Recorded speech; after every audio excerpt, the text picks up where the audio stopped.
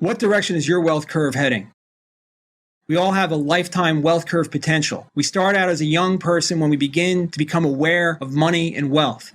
Every decision we make in our lives impacts this curve. We begin to earn money, put it in an investment vehicle, hoping to earn a high rate of return. I set on a future where we can accumulate a massive amount of money, leave the rat race, go sit on an island while our assets continue to grow and our incomes continue to grow till one day we get the opportunity to pass this on to the younger generation. Perfect. Then reality sets in. You realize that there's a tremendous amount of financial pressure pushing down on your wealth curve and its potential. If the wealth curve were purely mathematical, it would always grow exponentially, but it doesn't. Taxes, federal, state, FICA, Medicare, sales tax, consumption tax, excise tax, more and more taxes.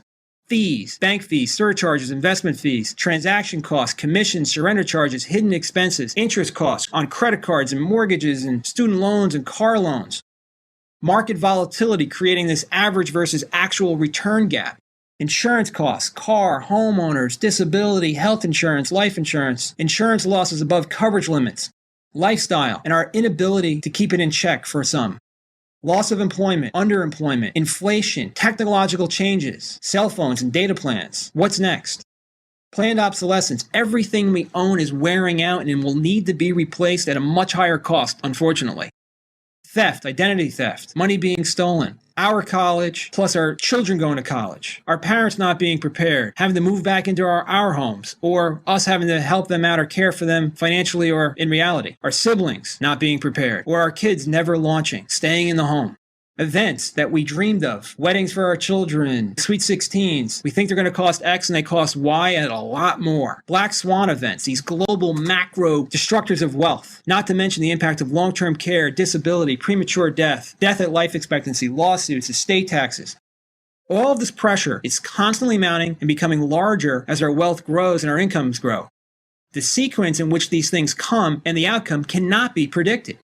For many people, this pressure becomes so great that their curve collapses and begins to deteriorate their wealth, and often they run out of assets.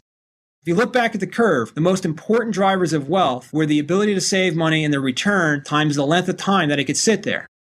When we retire, we remove the savings rate. So now the curve is being propped up by one component as opposed to two.